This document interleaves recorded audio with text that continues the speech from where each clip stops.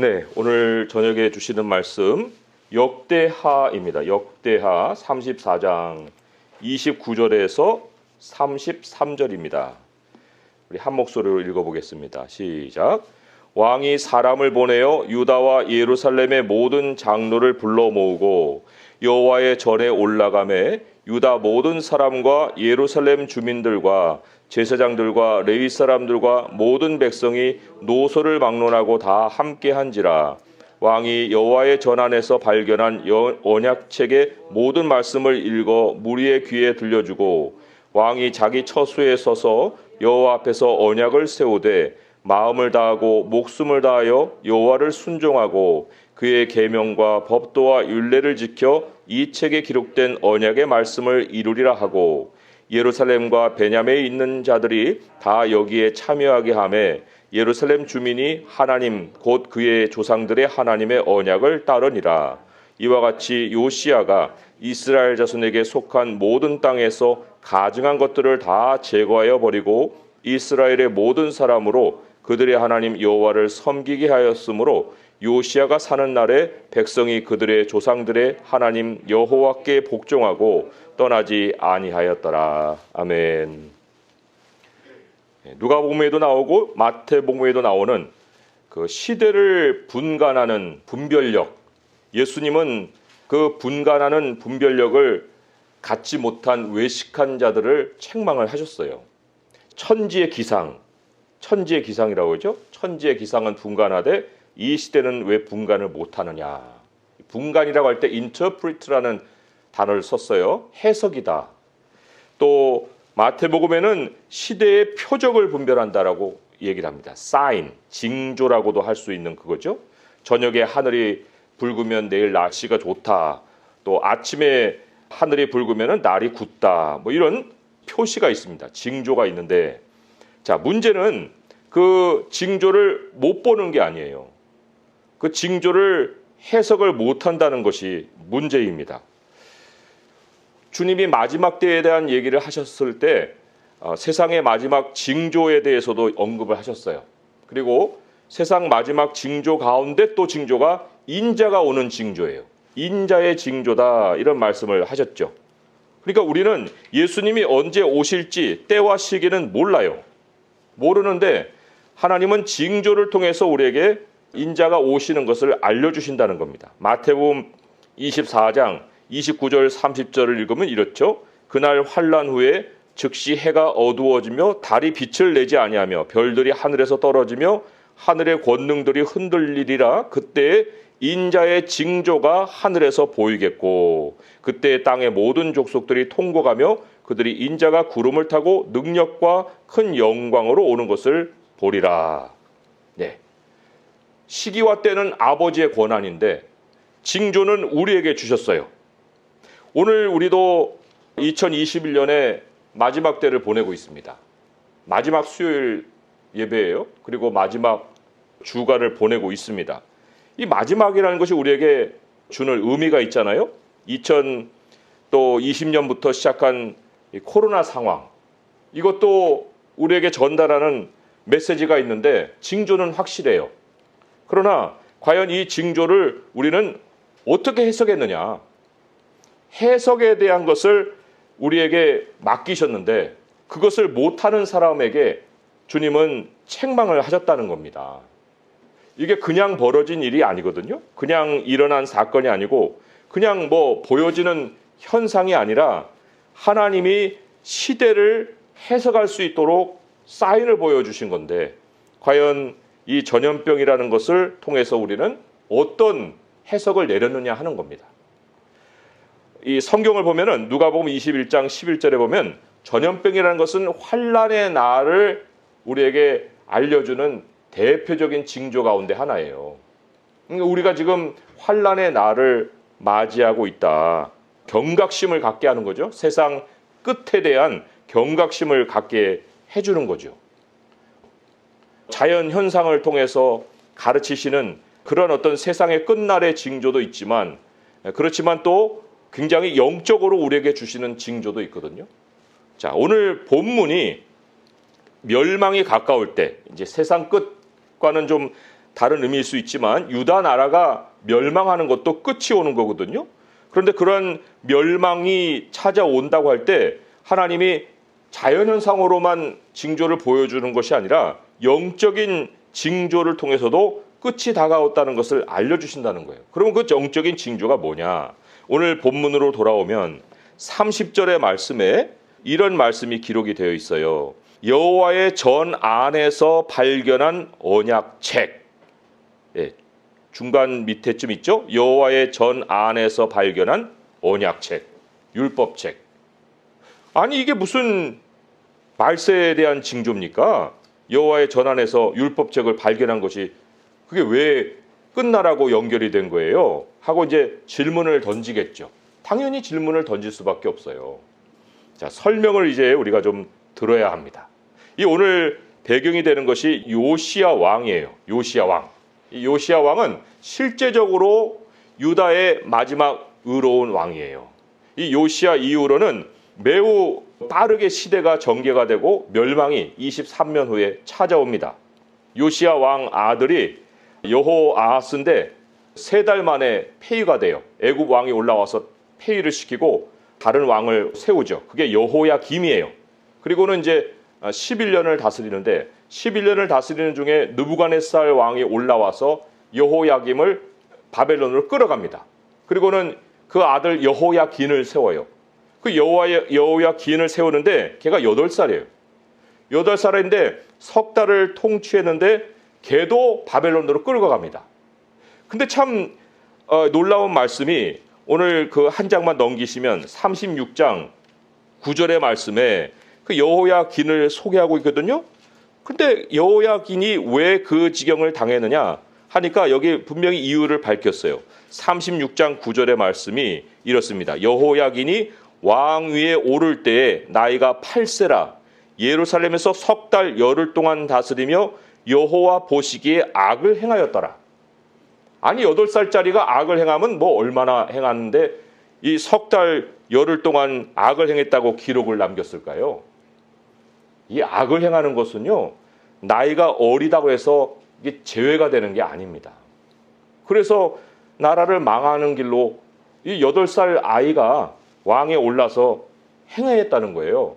그리고는 그 느부갓네살 왕이 이제 숙부인 시드기야를 세워서 11년 통치하게 하고 나라가 완전히 멸망을 해버리는 이런 상황이 전개가 되는 거예요. 그러니까 이 요시야 왕이라고 하는 것은 매우 중요한 그런 메시지를 가지고 있는 왕입니다. 요시야 왕도 8세의 왕이 됐어요. 이 여호야긴만 8세가 아니에요. 우리 역대하 34장 2절로 가보시면 1절 2절에 이렇게 기록되어 있죠. 요시야가 왕위에 오를 때 나이가 8세라 예루살렘에서 31년 동안 다스리며 여호와 보시기에 정직하게 행하여 그의 조상 다윗의 길로 걸으며 좌우로 치우치지 아니하였다. 아니 어렸는데 8세인데 어떻게 또 얘는 정직하게 행했다. 야, 참 어린아이에게 하나님의 말씀을 심어준다는 것이 너무너무 중요하다. 어린아이라도 한 나라의 운명을 좌우할 수 있는 행위를 할 수가 있다는 거예요. 그러면 이 요시야는 어떻게 여호와 보시기에 정직한 일을 행할 수 있었을까? 그 아버지 아몬은요, 악을 행에다가 2년 만에 폐위가 됐어요. 그리고 그 할아버지인 므낫세는 55년을 통치했는데 최악의 왕이에요. 유다 왕 중에. 그 최악의 왕이어서 아수르에까지 잡혀갔다가 온 사람입니다. 포로로 잡혀갔다 온 사람이에요. 그런데 이 므낫세에게는 반전이 있었어요. 오늘 말씀 33장으로 한번 가보세요. 33장으로 가보시면 12절 13절에 그 아수르에 이제 포로로 끌려갔다가 거기서 어떤 므낫세의 변화가 있었느냐. 12절 13절을 우리 33장 12절 13절 읽어보겠습니다. 시작. 그가 환난을 당하여 그의 하나님 여호와께 간구하고 그의 조상들의 하나님 앞에 크게 겸손하여 기도하였으므로 하나님이 그의 기도를 받으시며 그의 간구를 들으시사 그가 예루살렘에 돌아와서 다시 왕위에 앉게 하심에 므낫세가 그제서야 여호와께서 하나님이신 줄을 알았더라. 예, 이 말년이에요. 므낫세의 말년 55년 통치의 거의 말년에 가서야 이 므낫세가 여호와 하나님께로 돌아오는 그러한 역사가 있었다는 거예요. 하나님은 이 요시야를 므낫세의 손자잖아요. 8살인데 그 요시야를 므낫세 말년의 변화를 통해서 여호와 하나님의 신앙을 가질 수 있게끔 해주셨다는 겁니다. 참 이 하나님의 놀라운 역사예요.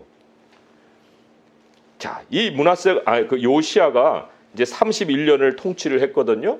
그렇지만 하나님이 요시야를 그렇게 어렸을 때 므낫세의 아주 그 기이한 반전을 통해서 변화시키고 그리고 그걸 통해서 손자에게 신앙을 전수하고 그리고 어려서부터 정직하게 행한 그 배후의 이유는 나라의 멸망을 준비하게 해주고자 하심이에요. 나라가 망하는데 시대가 멸망할 수 있는데 그런데 그 멸망할 수 있는 그 시대적인 상황에 하나님만이 볼 수 있는 섭리의 눈이 있어요. 근데 그 섭리의 눈을 가지고 준비시킨 것이 바로 이 요시야라는 거예요. 그리고 이 준비시킨 것 중에 가장 중요한 사건이 뭐였냐면 요시야 왕 때의 율법책을 발견했다는 겁니다. 여호와의 전에 뒹굴고 다니던 숨겨져 있던 헌금함 속에 숨겨져 있던 그 율법책을 찾아내게 하신 거예요. 자, 우리는 생각할 때 그렇게 율법책을 찾아냈고 또 요시야가 그걸 따라서 개혁을 했다고 하면 그 이후에는 부흥이 와야 되지 않겠습니까? 왜 그것이 멸망에 대한 징조여야 되겠습니까? 라고 이제 우리는 생각을 하겠죠.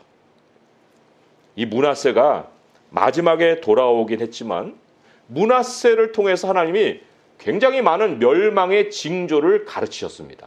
그러니까 그 징조는 그냥 우연히 생겨나는 징조가 아니었어요. 하나님이 반드시 유다를 망하게 하겠다는 여러 가지 징조가 있었고 내려오는 이야기에 통해서는 므낫세가 이사야를 톱으로 켜서 죽였죠. 선지자를 굉장히 많이 죽이고 피를 많이 흘린 왕이에요. 열왕기하 24장으로 한번 가보시면 마지막에 하나님이 유다를 멸망시키겠다라고 하는 그 징조로 여러 열방을 일으켜서 유다를 치게 하는 상황을 만드십니다. 열왕기하 24장 2절에서 4절의 말씀 같이 한번 또 읽어보겠습니다. 열왕기하 24장 2절에서 4절이에요. 시작.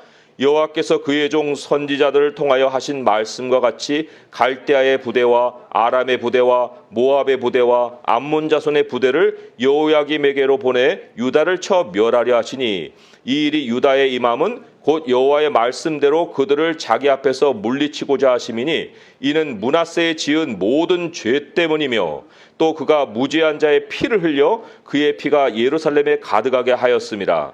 여호와께서 사기를 즐겨하지 아니하시니라. 그렇죠. 그러니까 무죄한 피를 막 국내에서 흘리는 중에 그 열방에서는 이제 세력들이 막 커져 온 거예요. 그리고는 여호야김 시대에는 이제 그들이 칠 준비가 다 돼 있는 거죠. 이게 다 멸망의 징조였다는 거예요. 그런데 그런 멸망이 찾아올 때 모든 사람들이 다 전멸되는 것은 하나님의 뜻이 아닙니다. 하나님은 그 상수리 나무, 밤나무가 다 베음을 당하고 그루터기가 남을지라도 그 그루터기 속에서도 이새의 줄기 한 싹이 나는 것처럼 하나님이 남기신 사람들에게 은혜를 베푸십니다. 시대의 환란을 통해서 하나님께서 남기고자 하는 사람에게는 그 환란을 모면할 수 있는 길을 준비해 주신다는 거예요.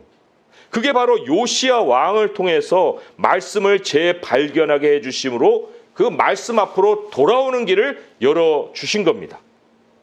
이 멸망의 징조 가운데 그러니까 이게 반대적인 면이죠.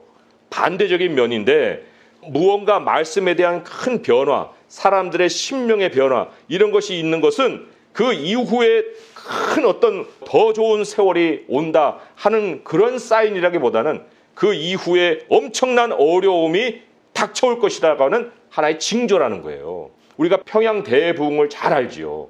주일이면은 탕점이 다 문을 닫고 다 예배드렸다는 그런 그 일화가 있지 않습니까? 그런데 그 평양 대부흥이 뭐 수년간 수십 년간 계속된 게 아니에요. 1907년에 일어나서 딱 3년 그리고는 1910년에 나라가 망했죠. 일제 강점기로 들어간 거예요. 그러나 하나님께서 그 강점기 36년을 버틸 수 있는 하나님의 백성을 준비시켜 놓은 것이 1907년에 평양 대부흥 사건입니다. 이게 멸망의 징조인 거예요. 대부흥이 왔지만. 자, 그러면 코로나 팬데믹이라고 하는 것은 우리에게 무엇을 분별하라고 주신 징조일까요? 이것은 누가복음에는 분명히 이거는 세상 끝날의 징조라고 밝히고 있어요.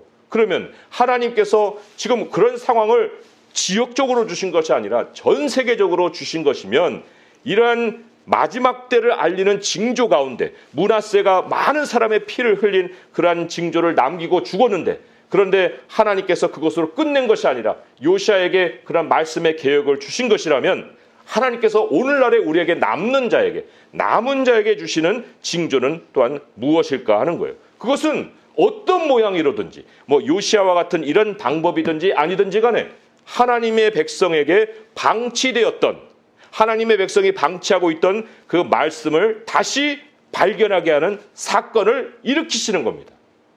하나님은 패턴이 있어요. 하나님은 이랬다 저랬다 하시는 분이 아니에요.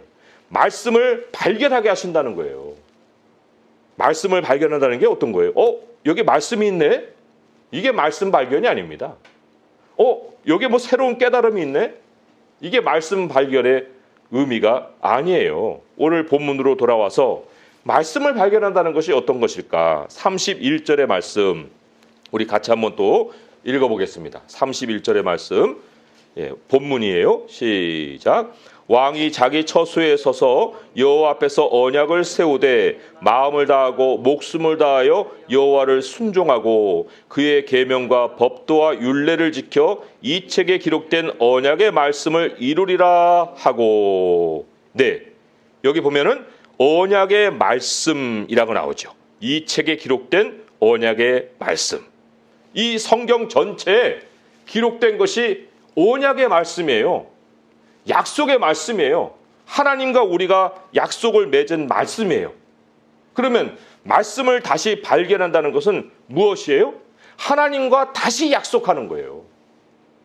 하나님은 약속을 저버린 적이 없어요. 그런데 우리는 쉽게 약속을 저버리고 살아요. 그리고는 엉뚱한 데 헤매고 다니다가 다시 말씀에 와서 이렇게 없나 하고 이렇게 찾아보다 또 다른 데 가서 헤매고 이러거든요. 그러니까 그런 일이 자주 반복되다 보니까 이 시대에는 율법책이 성전 헌금 속에 들어가 있었다니까요. 아무도 관심도 기울이지도 않고. 그런데 다시금 언약책을 발견한 후에 요시야 왕이 한 일이 뭐냐? 말씀에 목숨을 건 겁니다. 하나님과 다시 약속을 맺은 거예요. 하나님, 저 이제 다시는 하나님의 약속에서 떠나지 않겠습니다. 하나님의 약속을 믿고 살겠습니다. 마음을 엉뚱한 데 두지 않겠습니다. 하나님 약속을 어기지 않으셨는데 저도 약속을 어기지 않겠습니다. 이 언약을 다시 하나님과 갱신하는 거, 이게 바로 말씀을 다시 발견하는 거예요. 그런데 그것이 마음으로만 일어나는 일이 아니죠. 33절에 보면은 굉장히 실제적인 실천적인 행동이 있습니다. 33절 말씀 또한 같이 읽어볼게요. 시작. 이와 같이 요시야가 이스라엘 자손에게 속한 모든 땅에서 가증한 것들을 다 제거하여 버리고 이스라엘의 모든 사람으로 그들의 하나님 여호와를 섬기게 하였으므로 요시야가 사는 날에 백성이 그들의 조상들의 하나님 여호와께 복종하고 떠나지 아니하였더라. 네, 가증한 것을 다 제거했다. 이 가증한 것이 뭐냐면 하나님을 섬기는 데 방해가 되는 거예요. 하나님을 섬기는 것을 갈등하게 만드는 거예요. 이것을 다 없앴다는 겁니다. 서서히 없애는 게 아니에요. 다 부셔버리는 거예요. 그 즉석에서. 이게 하나님과 언약을 맺은 사람이 보여야 할 절대적인 결단의 모습입니다. 가증한 것은 가증한 것대로 만지작거리면서 나 하나님 약속 지킬래요. 이런 일은 있을 수가 없죠. 이게 그냥 일어난 일이 아니라 멸망을 대비하는 일이라는 것을 생각할 때 멸망이 코앞에 와 있는 그러한 상황에 이것을 민기적할 수 있는 그런 일이겠습니까? 아니죠. 지금 코로나라는 사태가 어떤 식으로 잦아들지, 계속될지 그건 몰라요. 하지만 이미 징조가 우리에게 보여졌다는 것, 전 세계적으로 징조가 이미 하나님께서 우리에게 해석해봐라 하고 이렇게 우리에게 다 보여주셨다는 것은 우리가 이제는 대비해야 할 시대가 되었다는 것입니다. 요시야 왕이 율법책을 발견하고 난 다음에 본인으로서는 사실 이게 해석을 할 수가 없었어요. 그러니까 도움을 구했죠. 누구에게 도움을 구했을까요? 훌다라고 하는 여선지자예요. 뭐 그렇게 유명한 선지자라고 할 수도 없는, 그냥 이 사건에서만 나오는 그런 누구의 부인으로 훌다라고 하는 여인이 소개가 됩니다. 그런데 그 훌다가 요시야 왕에게 이제 시대를 해석해 주죠. 참 이게 얼마나 귀한 일인지 몰라요. 시대를 해석할 수 있는 사람이 우리 하나님이 준비해 놓으셨다는 거. 그게 어디 나오냐면 오늘 본문 바로 앞에 나오죠. 24절에서부터 28절까지 말씀이에요. 훌다의 시대 해석 한번 읽어보겠습니다. 24절에서 28절까지 시작. 여호와께서 이같이 말씀하시기를 내가 이곳과 그 주민에게 재앙을 내리되 곧 유다 왕 앞에서 읽은 책에 기록된 모든 저주대로 하리니 이는 이 백성들이 나를 버리고 다른 신들에게 분향하며 그의 손의 모든 행위로 나의 노여움을 샀음이라. 그러므로 나의 노여움을 이곳에 쏟으며 꺼지지 아니하리라 하라 하셨느니라.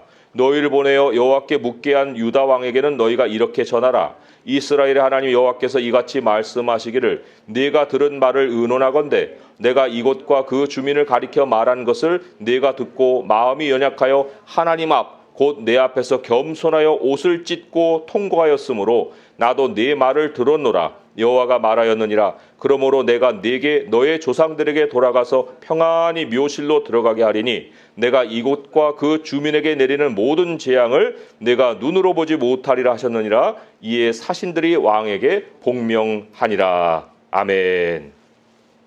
요시야 왕 하나님의 징조를 받고 그리고는 옷을 찢고 통곡했다는 거예요. 그러나 하나님께서는 절대로 이 재앙은 돌이키지 않을 것이다. 그러나 너에게는, 그리고 너에게 속해 있는 사람들에게는 하나님이 재앙을 내리지 않겠다. 이런 약속의 말씀을 주십니다. 2020년, 2021년 2년의 세월이에요. 너무나도 불편함이 있었어요. 너무나도 먹먹함도 있었고 참 처음 겪는 일이라 우왕좌왕하는 일도 많이 있었습니다. 우리 성도님들 이 팬데믹 상황 속에 하나님 앞에 통곡해 보셨나요? 왜 이런 상황이 찾아왔을까? 하나님이 내게 왜 이런 삶을 허락을 하실까? 하고 그런 마음의 이 슬픔을 가지고 또는 경각심을 가지고 하나님 앞에 나가서 기도하면서 그 기도 속에 하나님 앞에 겸손히 울어본 일이 있느냐는 거예요. 우리가 물론 뭐 나라의 멸망을 뭐 앞에 두고 있는 상황은 아니죠. 그렇지만 하나님께서 인자가 오실 길을 우리로 예비하게 하시려고 이러한 상황을 우리에게 허락하신 것이라면 그러면 우리는 다른 세상 사람들과 똑같은 자세로 이 상황을 대비하는 것이 아니라 정말 남은 자로서 하나님 앞에 보일 수 있는 그 겸손한 모습을 마땅히 보여야 하는 거예요. 요시야는 나라의 멸망을 보지 않았습니다. 말 그대로 그가 그냥 장수하고 살았으면 나라의 멸망 중심에 있죠. 그렇잖아요? 그 사람이 다스린 것이 31년이면 8세하고 더하면 39인데 죽을 나이가 아니잖아요. 그때 그 당시에도 70은 일반의 수명으로 생각을 했기 때문에 그러면 거기다 23년 더해봐야 그것도 뭐 60 중반밖에 안 되는 나이예요. 그러면 하나님께서 요시야를 그냥 장수하게 하셨다고 하면은 멸망 가운데로 들어가는 거죠. 폭풍 가운데로 휘말려 들어가는 거예요. 그런데 하나님은 이 말씀 그대로 요시야를 애국 왕과의 전투 속에서 미리 데려가십니다. 그 사람 먼저 죽었네? 이렇게 우리는 생각할 거예요. 그게 무슨 평안이야? 이러겠죠? 하지만 이사야 57장 1절에서 2절의 말씀을 한번 보세요. 이사야 57장 1절에서 2절의 말씀 우리가 왜 목숨을 다해서 여호와를 섬겨야 되는가? 목숨이라는 게 무슨 의미냐? 이사야 57장 1절에서 2절의 말씀입니다. 우리 함께 읽어보도록 하겠습니다. 시작. 의인이 죽을지라도 마음에 두는 자가 없고 진실한 이들이 거두어감을 당할지라도 깨닫는 자가 없도다. 의인들은 악한 자들 앞에서 불리어 가도다. 그들은 평안에 들어갔나니 바른 길로 가는 자들은 그들의 침상에서 편히 쉬리라. 이게 요시야에게 약속한 말씀이었어요. 너는 평안히 네 그 열조에게로 돌아가리라. 네 조상들에게 돌아가리라 하는 말씀을 하셨잖아요. 지금 의인들은 악한 자들 앞에서 불려간다고 그랬어요. 죽음이 그것이 재앙이 아니고 그 멸망을 당하지 않고 멸망을 보지 않게 하시려는 하나님의 은혜였다는 겁니다. 그러면 우리는 어떤 방식이겠어요? 하나님께서 지금이 마지막 때다, 세상이 끝이 온다 라고 하셨을 때 요시야와 같이 미리 데려가신다고 하면 인자가 오실 때 우리를 데려가시는 거예요. 우리가 살아있는 중에 예수 그리스도를 만난다는 것입니다. 그것이 우리가 이 시대에 바라봐야 될 소망이에요. 더욱이 요시야에게 약속한 바 너에게는 재앙을 네 눈으로 보지 않을 것이다. 너에게는 평안이 있을 것이다 라는 말씀을 해주심과 같이 하나님께서 남기는 자, 남은 자의 반열에서 살아가는 사람, 이 사람들은 환난의 날에서 면해집니다. 하나님의 약속입니다. 우리 두 가지를 보겠습니다. 요한계시록의 말씀, 요한계시록 3장 10절 말씀, 두 가지 말씀을 보고 이제 말씀을 맺을 건데요. 요한계시록 3장 10절의 말씀이에요. 하나님이 7교회를 말씀해 주셨는데 왜 7교회냐? 7 유형의 그리스도인들을 우리에게 보여주신 거예요. 그런데 그 유형 중에 환난이 있지만 환난을 면하는 자가 반드시 있다는 거예요. 우리가 그런 사람이 되어야 되잖아요. 요한계시록 3장 10절의 말씀 같이 한번 읽어보겠습니다. 시작. 네가 나의 인내의 말씀을 지켰은즉 내가 또한 너를 지켜 시험의 때를 면하게 하리니 이는 장차 온 세상에 임하여 땅에 거하는 자들을 시험할 때라. 이 시험이라는 게 트라이얼이에요. 시련의 때, 시련. 지금과 같은 이 시련의 때입니다. 그런데 이 시련의 때를 면하게 하겠다. escape. 피하게 해주겠다. 분명히 이 피하는 하나님의 백성들이 있잖아요. 요시야가 있었듯이. 우리가 있다는 거예요. 그리고 요시야는 하나님 먼저 데려가서 환난을 안 보게 했지만 우리는 예수 그리스도가 오셔서 우리를 데려가심으로 세상에 임하는 환난에 우리가 휘말리지 않게 해주신다는 겁니다. 또 우리가 기도를 해야 돼요. 우리가 뭐 야베스 기도 해가지고 뭐 한동안 유명해졌지만은 그거 뭐 유명해진 때만 우리가 알고 끝낼 말씀이 아니에요. 역대상 4장이에요. 역대상 4장. 우리가 이걸 기도해야 됩니다. 하나님은 기도한 대로 받으세요. 기도를 안 하니까 우리가 못 받는 거예요. 그런데 기도하면 기도하는 대로 하나님은 들어주십니다. 역대상 4장 10절의 말씀 또 읽어보겠습니다. 역대상 4장 10절의 말씀. 야베스의 기도죠. 네, 함께 읽어보겠습니다. 시작. 야베스가 이스라엘 하나님께 아뢰어 이르되 주께서 내게 복을 주시려거든 나의 지역을 넓히시고 주의 손으로 나를 도우사 나로 환난을 벗어나 내게 근심이 없게 하옵소서 하였더니 하나님이 그가 구하는 것을 허락하셨더라. 아멘. 하나님이 허락하시면 환난을 벗어난다니까요. 오늘 이 마지막 때 2021년 마지막 주간에 마지막 수요일 예배 때 왜 이 말씀이 나에게 들릴까? 그것은 하나님께서 다가올 환난을 우리에게 준비시키려고 하시는 거예요. 말씀 외에는 우리가 준비할 수 있는 다른 방도가 없습니다.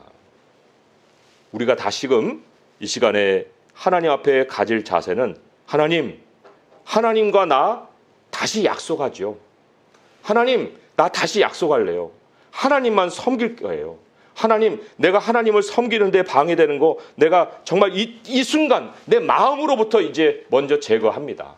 모든 가증한 것들, 세상적인 우상들, 내 마음속에 있는 모든 탐욕들, 이것들 다 내려놓습니다.